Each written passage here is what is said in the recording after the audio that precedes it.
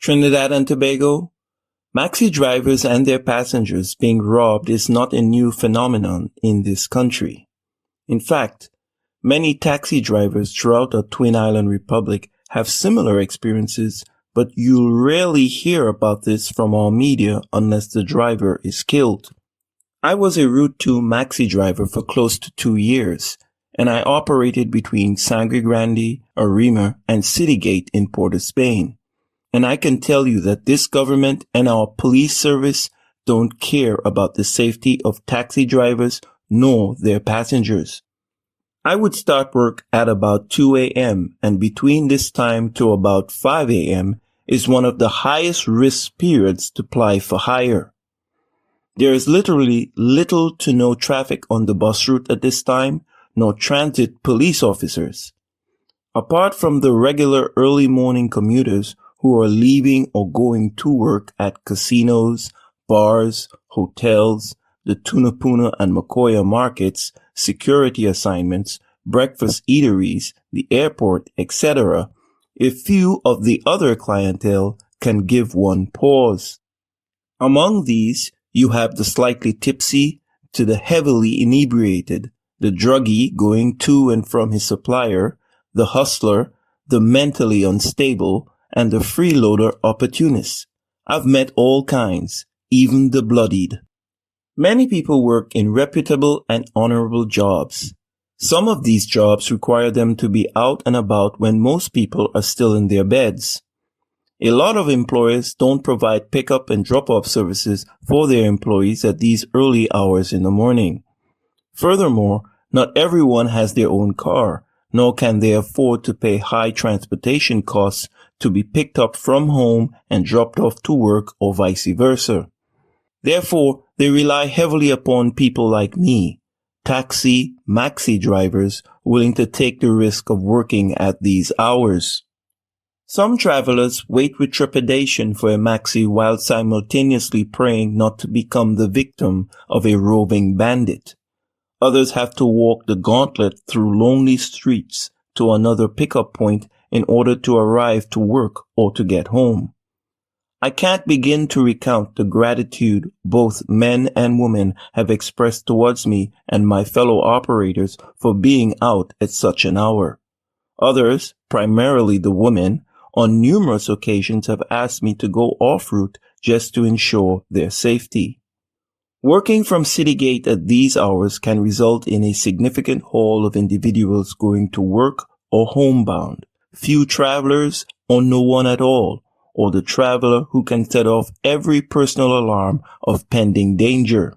I've literally felt unsafe after picking up certain individuals, and I've returned them before leaving Citygate.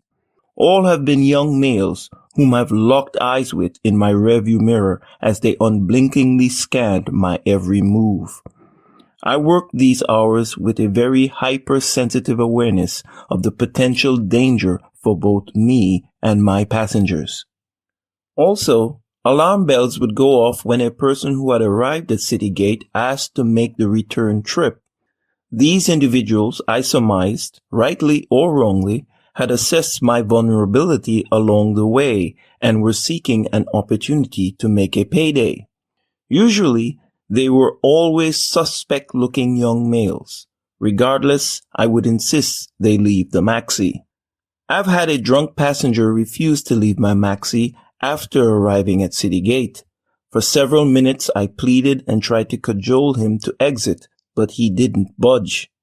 Eventually, I was forced to take him to police officers stationed at Pasley Street to have him removed.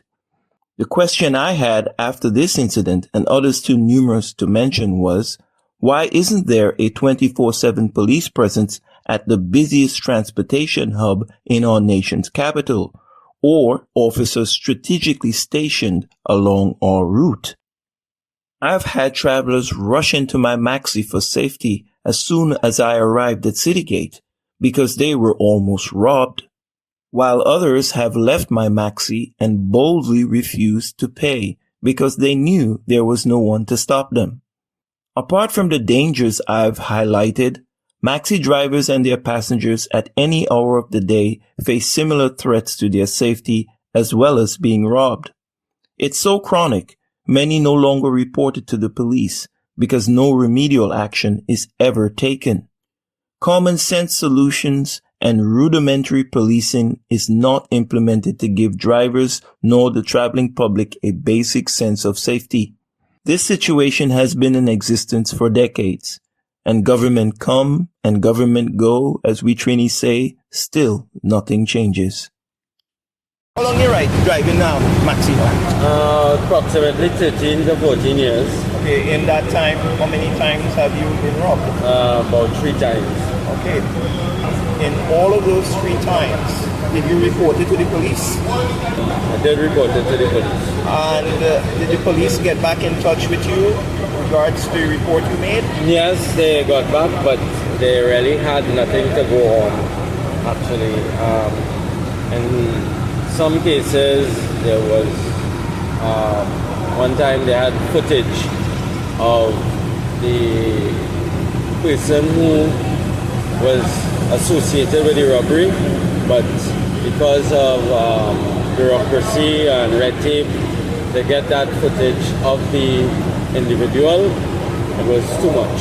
So again, there was no follow-up. Meaning they couldn't access the footage? Yeah. Okay. And the other time, I got robbed near where a camera is, but when they called the cybercrime section, they said that there was no, the camera was not working. Will you be willing to describe one of the incidences that... In all incidents, they were use a firearm. They would press the bell and walk up and put the gun to me and order that I switch off the Maxi and then proceed to rob the Maxi. Around what time of the day this took place? Well, in my instances, they were like between 8 and 10 in the night. And other instances, a lot of drivers, some people just up to recently, they were robbed at 6 o'clock and 4 o'clock in the morning. So there's really no specific time that they come out. They come out at a time when, you know, they see it fit. Did this robbery also involve taking the personal possessions of the passengers as well? Yeah, the passengers was also robbed in the incident. What size of Maxi you drive? Drive a big Maxi. Okay. And at the time of these robberies, would you say how many passengers you had? It varied, you know, it varied 10 passengers, 15, 20, you understand? So it was various amounts. How much money you were robbed of? In my instance, for me, fortunately, at the time I did not have much cash on me. But, you know, the passengers, they lost their valuables, their phones, some people had rent in their pockets when they pay the rent or, you know. So I can't really say how much it was, you know, that kind of thing. But for me, it was not much. That said, obviously you would have heard of similar experiences among your fellow Maxi drivers. Can you give me an idea of how frequently you've heard your fellow operators being robbed as well? Well, it's somewhat, it depends a lot on the timing. So sometimes they'll have a big concert coming up. Robberies will tend to go up there.